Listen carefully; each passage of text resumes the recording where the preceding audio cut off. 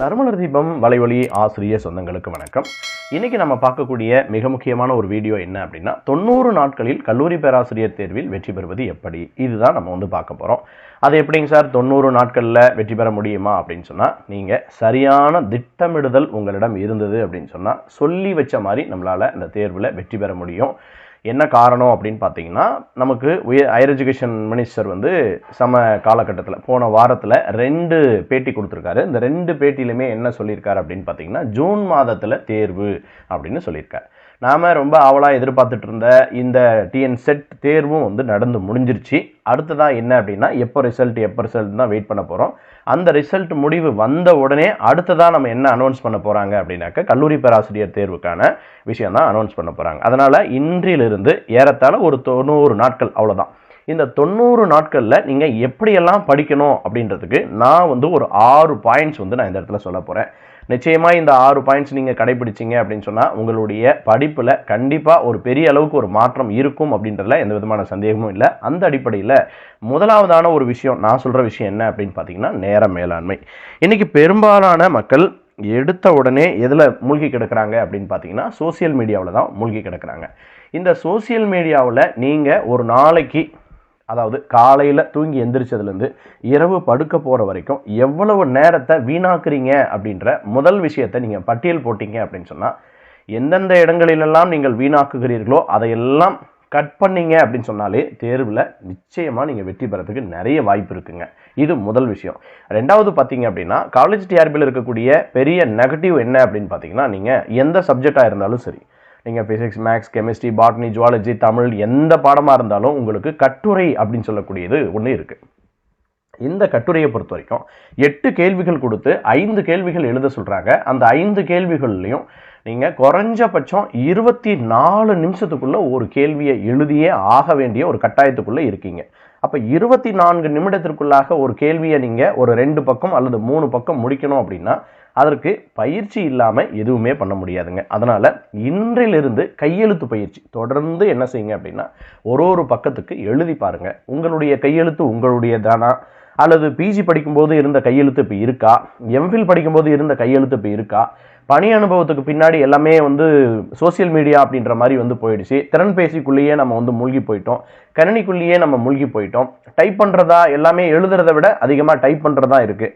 அப்படி இருக்கும்போது நம்மளுடைய கையெழுத்து மீண்டும் நம்மளிடம் வர வேண்டும். அதுவும் இந்த 90 நாட்களுக்குள்ளாக வரணும் அப்படின்னா கண்டிப்பாக நீங்கள் ஒரு நாளைக்கு ஒரு பக்கமாவது, குறைஞ்சபட்சம் ஒரு பக்கமாவது ரொம்ப நீட்டாக எவ்வளோக்கு எவ்வளோ மேக்கப் பண்ணி ஒரு பேஜை நீங்கள் கோடு போட்ட சீட்டில் நிரப்புவீங்களோ அந்த மாதிரி நீங்கள் என்ன செய்யணும் அப்படின்னா கையெழுத்து பயிற்சி எடுத்தே ஆகணுங்க. இது உங்களுடைய வெற்றியை தீர்மானிக்கக்கூடிய மிக முக்கியமான இடத்துல இருக்குது. அடுத்ததாக பார்த்தீங்க அப்படின்னா, முந்தைய வினாத்தாள் அப்படின்னு சொல்லக்கூடியது.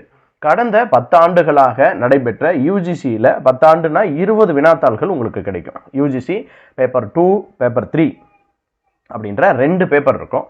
இதில் பேப்பர் 3 அப்படின்றது எப்போன்னு பார்த்தீங்கன்னா 2009க்கு முன்னாடி காலகட்டங்களில் உங்களுக்கு யூஜிசி கொஷின் பேப்பர் கொடுத்துருப்பாங்க. அதில் எல்லாமே இதே பாடத்திட்டம் தான். ஆனால் அவங்க என்ன பண்ணியிருப்பாங்கன்னா கொஷினாக கொடுத்துருப்பாங்க. எப்படி கொடுத்துருப்பாங்கன்னா 5 மார்க் இருக்கும், 12 மார்க் இருக்கும், 10 மார்க் இருக்கும், 20 மார்க் இருக்கும், 40 மார்க் இருக்கும். அந்த கேள்விகளை எல்லாம் நீங்கள் யூனிட் வைஸ் முதல்ல தொகுக்கணுங்க. இப்போ உதாரணத்துக்கு தமிழில் சங்க இலக்கியம் இருக்குது அப்படின்னு சொன்னாக்க 10 பாட்டு 8 தொகை 10 கீழ்கணக்கு ஒரு யூனிட் அப்படின்னாக்க அது தொடர்பாக இதுவரைக்கும் கடந்த 10 ஆண்டுகளில் வெளிவந்த எல்லா வினாக்களையும் தொகுத்து வச்சுக்கிட்டு எந்த கேள்வி ரிப்பீட்டாக வந்திருக்கோ அதுக்கெல்லாம் அழகாக தேர்வு நோக்கில் ஒரு 2 பக்கத்துக்கு அல்லது 3 பக்கத்துக்கு நீங்கள் தயார் பண்ணி வச்சுக்கிட்டீங்க அப்படின்னா அதுதாங்க மிக சிறப்பான தயாரிப்பு. அதுக்கு உங்களுக்கு நிச்சயமாக இந்த முந்தைய ஆண்டுகளினுடைய வினாத்தாள்கள் கண்டிப்பாக பயன்படும். இது கட்டுரை வினாக்களுக்கு. ஒரு மதிப்பெண்களுக்கு அதே யூஜிசியில் கடந்த 10 ஆண்டுகளா அப்படின்னா 20 கொஸ்டின் பேப்பர் வரும். ஜூன் மாதம் மொத்தம் டிசம்பர் மாதம் இந்த 2 தேர்வு இருக்கும். 2 பார்த்தீங்கன்னா 10 வருஷத்துக்கு எடுத்தீங்க அப்படின்னா 20 வினாத்தாள்கள் வரும்.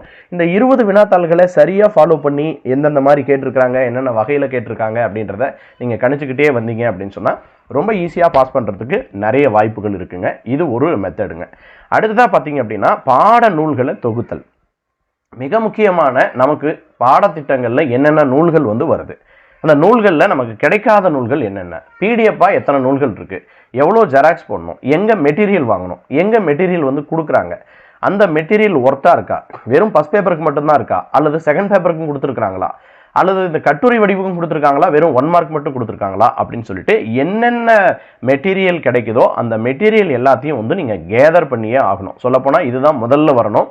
ஆனாலும் இது நீங்கள் வந்து முக்கியமான ஒரு இடம் அப்படின்றதுனால நான் அதை பின்னாடி நான் வச்சுருக்கேன். ஏன்னா நேர மேலாண்மையை விட, கையெழுத்து பயிற்சியை விட முந்தைய வினாத்தாள்கள் எல்லாம் அதுக்கப்புறமா நீங்கள் இந்த பாடநூல்களை வந்து தொகுத்துட்டு கம்பேர் பண்ணி பார்த்தீங்கன்னா ரொம்ப வசதியாக இருக்குன்றதுனால அடுத்த இடத்துல நான் இதை வச்சுருக்கேன். அதுக்கப்புறமா பார்த்தீங்க அப்படின்னா தேர்வு எழுதி பழகுதல் அப்படின்னு பார்க்கலாம். இது எதுக்கு சார் அப்படின்னா, நீங்கள் ஜேஆர்எஃப் முடிச்சிருப்பீங்க, நெட்டு முடிச்சிருப்பீங்க, பிஹெச்டி படிச்சிருப்பீங்க, 20 வருஷம் சர்வீஸ் வச்சுருக்கீங்க. சார் நான் பார்க்காத வினாவா, நான்லாம் டிஎன்பிஎஸ்சிக்கே வினா எடுத்திருக்கேன் சார், நான் வந்து குரூப் 2க்கு வினா எடுத்திருக்கேன் சார், நான்லாம் பேப்பர் வேல்யூஷன் பண்ணிட்டு இருக்கேன் சார், நான் காலேஜுக்கு நான் செட் பண்ணாத கொஸ்டின் பேப்பரே கிடையாதுங்க சார், நான் எல்லா யூனிவர்சிட்டிக்கும் கொஸ்டின் பேப்பர் செட் பண்ணியிருக்கேன் சார் அப்படின்னு சொல்லி நீங்கள் பண்ணால் கூட நீங்கள் வினாத்தாள் எடுப்பதில் வல்லவராக இருக்கலாம். ஆனால் தேர்வு எழுதுவதில் நீங்கள் வல்லவரா? அதுதான் இங்கே மிக முக்கியமான கேள்வி.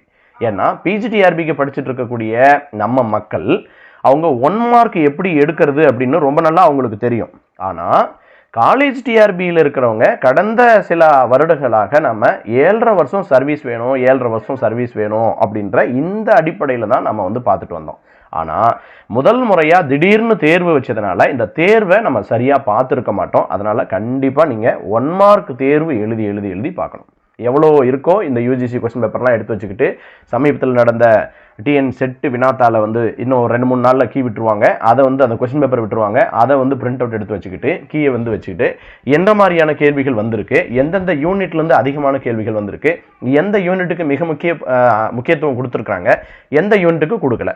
அதே மாதிரி கடந்த 10 ஆண்டுகளில் முதல் யூனிட்டில் எத்தனை கொஸ்டின் வந்திருக்கு, 2வது யூனிட்டில் எத்தனை கொஸ்டின் வந்திருக்கு, 3வது யூனிட்டில் அப்படின்னு மொத்தம் 10 யூனிட்டில் எத்தனை கொஸ்டின் கேட்டிருக்கிறாங்க, அதில் நமக்கு எவ்வளோ விடை தெரியுது, எந்தெந்த ஏரியாவில் நம்ம ரொம்ப வீக்காக இருக்கோம் அப்படின்னு சொல்லி இது எல்லாத்தையும் அனலைஸ் பண்ணுறதுக்கு தாங்க இந்த தேர்வு எழுதி பழகுதல் அப்படின்னு பேர்.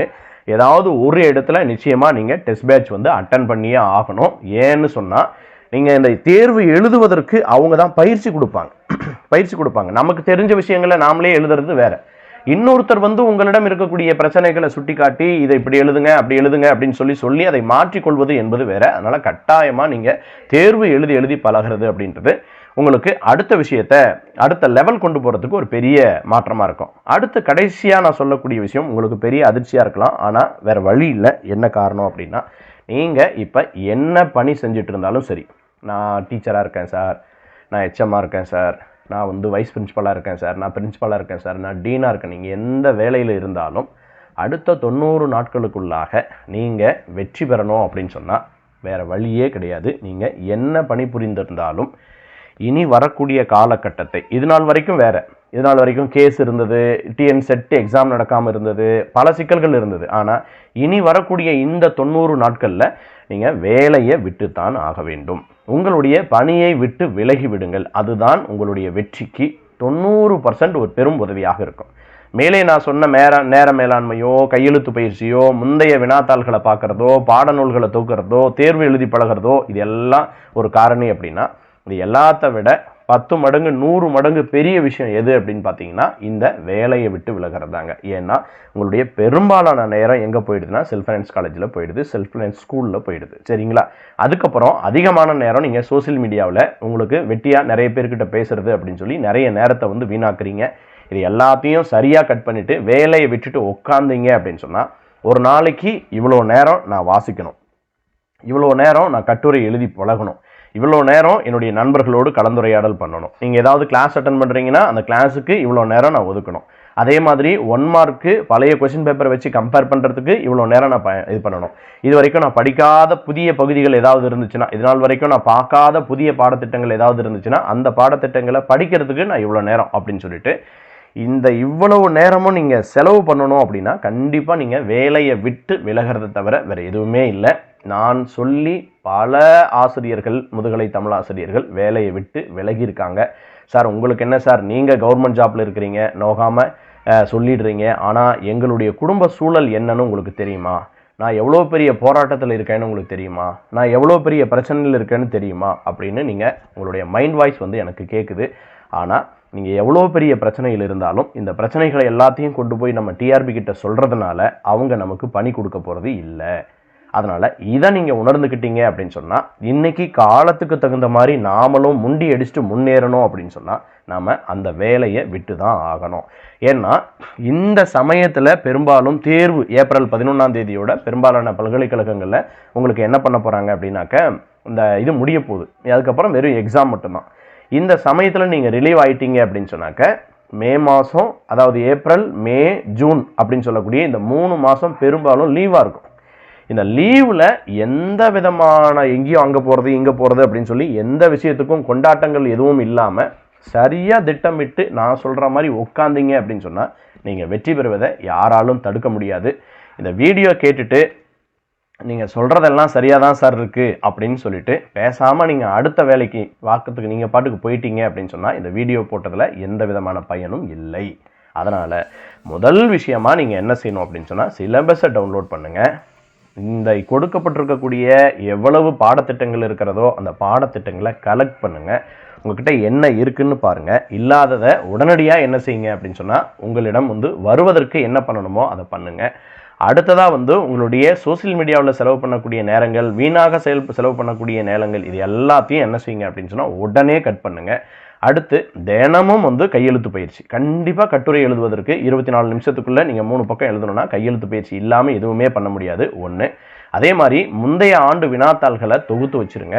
அதனால் என்ன செய்யுங்க அப்படின்னா தேர்வு அப்படின்றது ரொம்ப ரொம்ப முக்கியம். அதை தேர்வு எழுதுறதை தவிர வேறு வழியே இல்லை, நீங்கள் எழுதி பார்த்து தான் ஆகணும். அதே மாதிரி கடைசியாக பணியிலிருந்து விலகுவது. ஏன்னா இந்த சமயத்தில் பெரும்பாலும் உங்களுக்கு நான் முன்னாடியே குறிப்பிட்டு சொன்ன மாதிரி எல்லாமே முடிகிற தரணும். அதனால் விலகிறதும் ரொம்ப எளிமையாக இருக்கும். ஒருவேளை உங்களுக்கு ஏதாவது கேஸ் போடுறாங்க, தேர்வுகள் இன்னும் கொஞ்சம் தள்ளி போகுது அப்படின்ற மாதிரியான சூழல் வருது அப்படின்னு சொன்னால் அப்புறம் மீண்டுமானால் நீங்கள் மறுபடியும் ஜூன் மாதத்தில் எங்கேயாவது புதிய பணிகள் கூட என்ன செய்யலாம் அப்படின்னா தேடிக்கலாம். என்ன பழைய சம்பளம் கிடைக்காது. கண்டிப்பாக ஒன்றை பெற வேண்டும் என்றால் இந்த விதி உங்களுக்கு தெரியாது கிடையாது. நான் சொன்னது எதுவுமே உங்களுக்கு தெரியாது. ஒன்றை பெற வேண்டும் என்றால் ஒன்றை இழந்துதான் ஆக வேண்டும். இதில் எந்த மாற்று கருத்தும் கிடையாது. அதனால் தைரியமாக என்ன செய்யுங்க அப்படின்னா முடிவெடுங்க. இப்படி யார் யாரெல்லாம் முடிவெடுத்திருக்கிறார்களோ அவர்கள் எல்லாருமே வெற்றி பெற்றிருக்கிறார்களே தவிர ஒருபோதும் ஒருத்தரும் தோற்று போனது கிடையாது. சரிங்களா? அதை புரிஞ்சுக்கிட்டு இந்த 6 விஷயங்களை சரியாக கடைபிடிங்க. இது குறித்த தகவல்கள் உங்களுக்கு என்ன வேண்டும்னாலும் எனக்கு உங்களுடைய கமெண்டில் பண்ணுங்கள். நான் உங்களுக்கு பதில் சொல்கிறேன். அனைவருக்கும் வாழ்த்துக்கள். நன்றி, வணக்கம்.